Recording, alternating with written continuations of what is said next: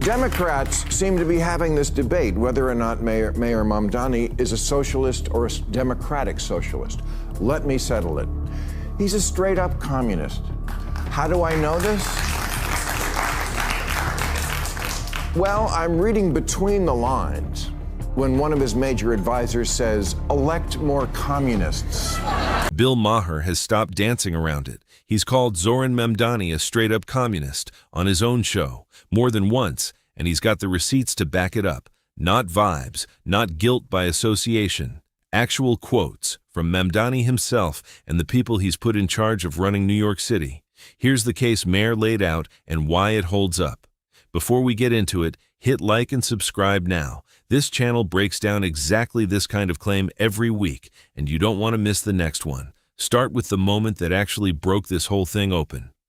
Discussing the wave of Democratic Socialist candidates winning primaries this year, Maher brought up Mamdani directly and pointed out the mayor has said, in his own words, that the goal is seizing the means of production. Maher's response was immediate and blunt. That's communism. We've tried it, and it doesn't work. Maybe you missed that in school, he said, or missed school altogether. It's worth being precise about that phrase because it's not some obscure academic term Maher twisted out of context. Seizing the means of production is the specific mechanism Karl Marx described for how a socialist economy transitions into a full communist one. Private ownership of factories, land, housing, and capital gets transferred to collective or state control. That's not a progressive talking point about raising the minimum wage or expanding healthcare access. It's a phrase with an exact, well-documented historical meaning, and when the sitting mayor of the largest city in the United States uses it to describe his own long-term goal, that's not a gaffe you can wave away as rhetorical flourish. Words that specific don't get chosen by accident by someone who spent years in elected office. Maher didn't stop with Mamdani himself either. And this is the part that makes the straight-up communist label a lot harder to dismiss as hyperbole. He pointed directly to Seaweaver, the tenant advocate Mamdani personally installed to run the city's housing office, who's been on record publicly cheering for more communists to get elected.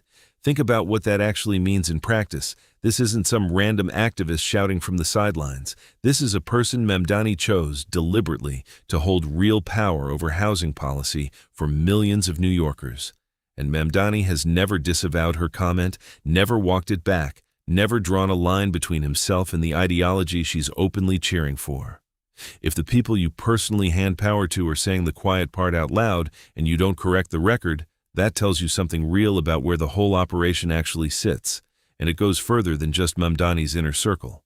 Maher has also flagged Daria-Liza Avila Chevalier, a DSA-backed congressional candidate who's campaigned alongside both Mamdani and Bernie Sanders, someone Maher has separately called the patient zero of what he termed the woke mind virus.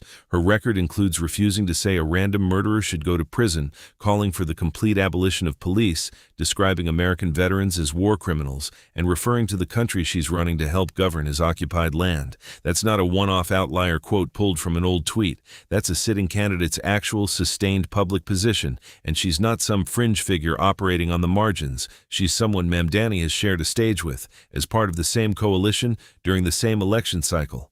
Put those three data points together. Mamdani's own words about seizing the means of production, his hand-picked housing director cheering for more communists, and his campaign appearances alongside a candidate with a record that extreme, and you don't have an isolated soundbite anymore. You have a pattern.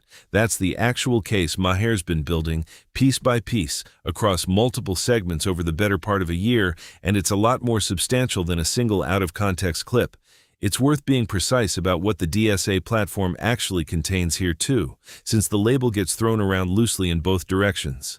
The DSA's stated platform includes structural changes well beyond typical progressive policy, positions on abolishing the Electoral College and restructuring how the Senate and Supreme Court get selected, changes to the basic architecture of the federal government rather than marginal adjustments to existing programs. That's a meaningfully different scale of proposal than raising the minimum wage or expanding a public option, and it's the specific scale Maher's been trying to get people to actually look at, rather than letting any individual candidate's more moderate-sounding local platform obscure the more radical document the broader movement is organized around.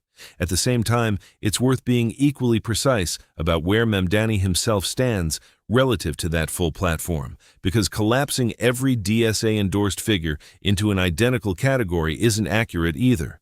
Not every candidate who accepts DSA support endorses every plank of that document, the same way not every candidate who takes a union endorsement agrees with every position that union's leadership holds.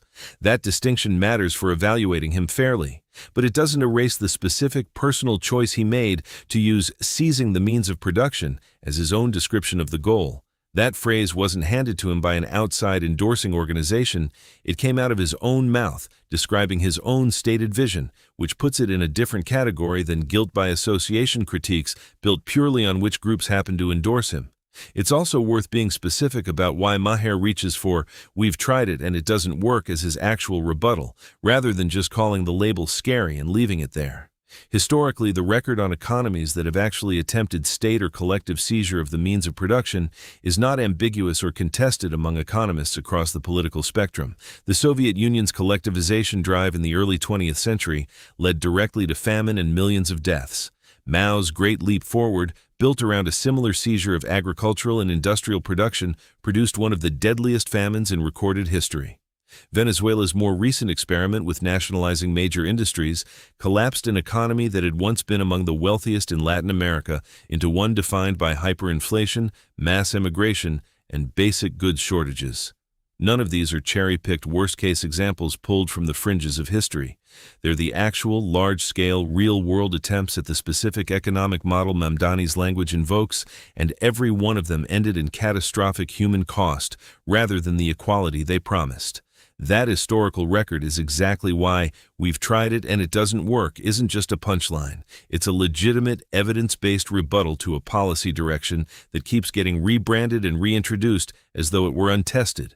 It's worth being fair and noting that Mamdani's specific policies on their own are a long way from Soviet-style collectivization or Venezuelan nationalization. A rent freeze isn't a 5-year plan, but the language he chose to describe his ultimate goal is drawn from the same well as those failed experiments, and that's precisely the connection Maher keeps insisting people pay attention to instead of getting distracted by how modest any individual policy sounds in isolation. It's worth giving Mamdani's side a fair hearing here too, because there is a real defense available, even if it's not a complete one. His actual governing record so far doesn't match the maximalist rhetoric: a rent freeze on already regulated units, expanded free bus service using the existing public transit system, and a handful of city-run grocery stores competing alongside private ones. None of that amounts to literal seizure of private industry. His defenders would argue the means of production language was aspirational, symbolic, meant to energize a specific slice of his coalition rather than describe a literal policy roadmap, and that the actual record of governance is what should be judged, not a phrase from a speech. That's a real argument, and it deserves to be taken seriously rather than dismissed outright. But it also raises an uncomfortable question of its own. If the phrase was purely symbolic and never intended to describe where his politics were actually headed, why would an elected official reach for language that specific and that historically loaded in the first place? Words like "seizing the means of production" don't show up by accident in a major public address. Either Mamdani meant something close to what those words actually say, in which case the communism label isn't an exaggeration, it's an accurate read of his stated long-term goal. Or he knew exactly how alarming that language would sound to anyone outside his base and used it anyway, fully aware of the effect, purely for its energizing value with the crowd he was speaking to. Neither explanation is particularly reassuring for the millions of New Yorkers who didn't vote for that specific vision and now have to live under it. There's a broader stake here too, beyond just Mamdani individually, and it's the point Maher keeps circling back to across every one of these segments. A first-term mayor governing a city of 8 million people, a large share of whom don't share his ideology, doesn't get a pass just because his current policy slate is more modest than his rhetoric. Rhetoric signals direction and ambition, even when current circumstances, a skeptical city council, practical budget constraints, limit how far someone can push in year one. The honest question isn't just what Mamdani has done so far, it's what he'd do with more political room to maneuver, and his own chosen language and his own chosen allies are about the clearest evidence anyone's going to get of where that road actually leads. It's worth walking through what more political room would actually look like in practice, because it's not a purely hypothetical scenario.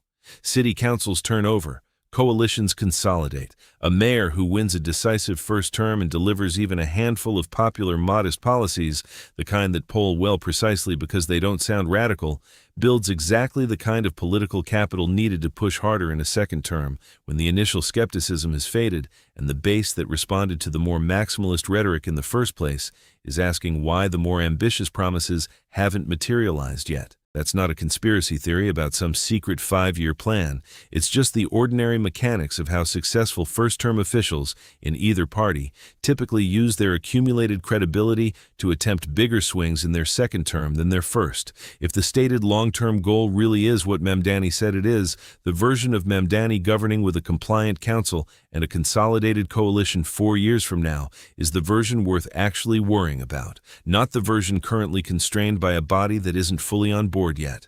That's really the whole case, laid out plainly, not a gotcha built on a single clip, but a pattern built from Mamdani's own words, his own personnel choices, and his own political alliances, all pointing in the same direction.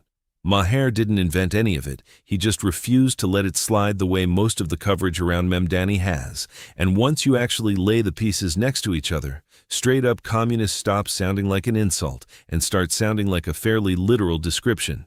It's worth ending on what this actually means for anyone trying to evaluate Mamdani honestly, rather than either dismissing the communism label as pure exaggeration or treating it as the only thing worth knowing about him. The honest read is somewhere in between, and it requires holding two things at once. His current policy record is genuinely more modest than his rhetoric, and his rhetoric is genuinely more radical than most coverage of him has treated it. Both of those facts are true simultaneously, and pretending otherwise, either by ignoring the means of production language entirely or by acting like a rent freeze is somehow equivalent to Soviet collectivization, misses what's actually going on.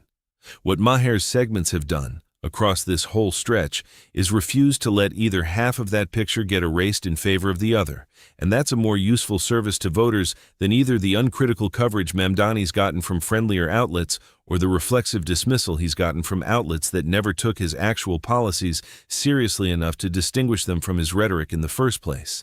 That's the actual standard worth applying to any politician making promises this large on either side of the aisle. Not whether the label sounds scary, and not whether the current policy record sounds reasonable in isolation, but whether the two are actually consistent with each other over time.